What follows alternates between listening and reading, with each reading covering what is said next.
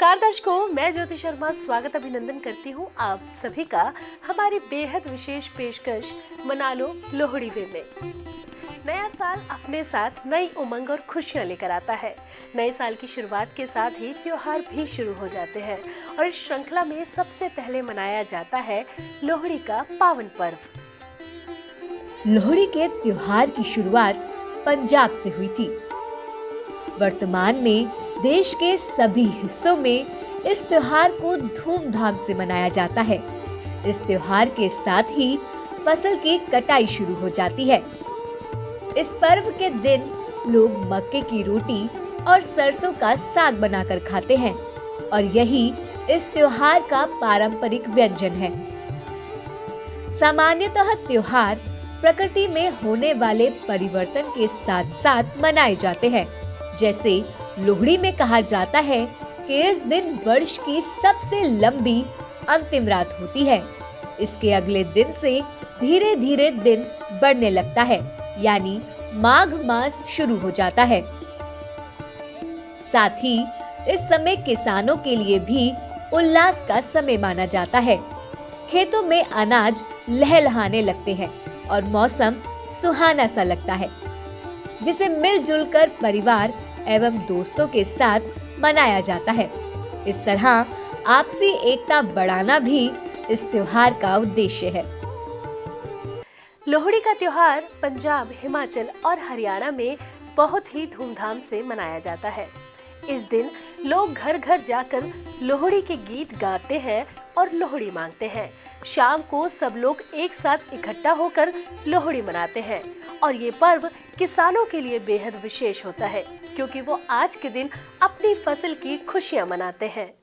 लोहड़ी के कई दिनों पहले से कई प्रकार की लकड़ियां इकट्ठी की जाती हैं, जिन्हें एक स्थान पर एकत्र करके सही तरह से जमाया जाता है और लोहड़ी की रात को सभी अपनों के साथ मिलकर इस अलाव के आसपास बैठते हैं और पारंपरिक वेशभूषा धारण कर लोक नृत्य और लोकगीत भी गाते हैं।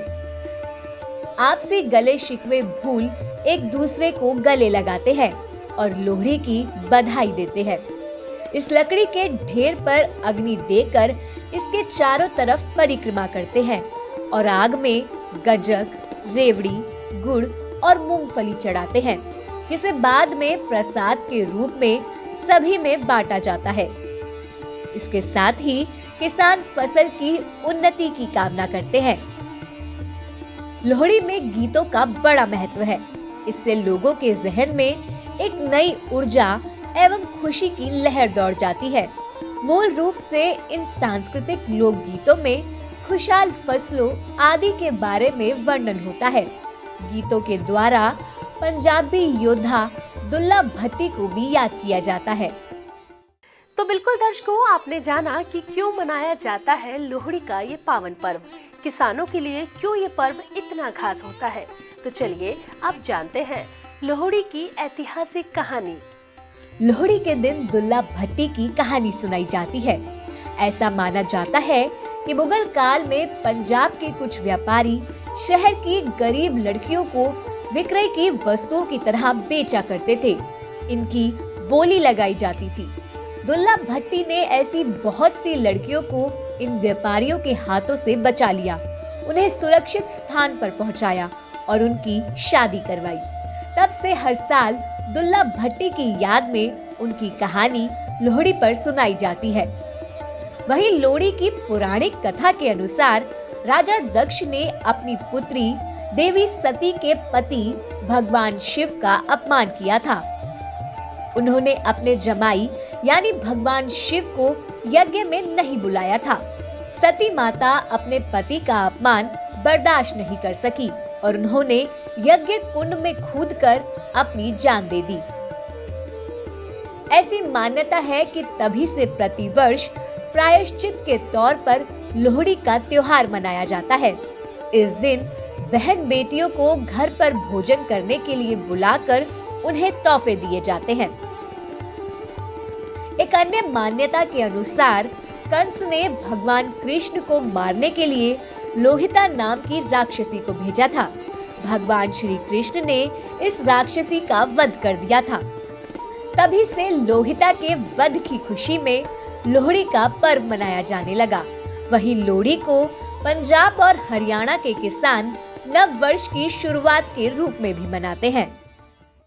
तो दर्शकों, हमारे आज के इस खास कार्यक्रम में हमने जाना कि लोहड़ी पर्व की क्या है विशेष मान्यता और क्या है इसकी ऐतिहासिक गाथा।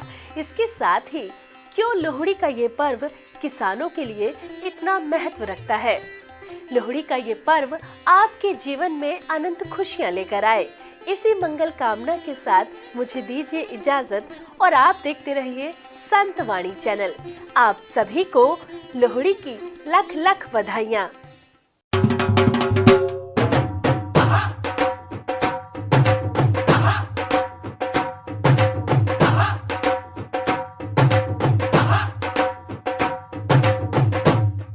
आप हमारे संतवाणी चैनल को सब्सक्राइब करें, वीडियो को लाइक करें, शेयर करें और हाँ, बेल आइकन पर क्लिक करना बिल्कुल ना भूलें ताकि हमारी किसी भी वीडियो की सूचना सबसे पहले आपको मिले।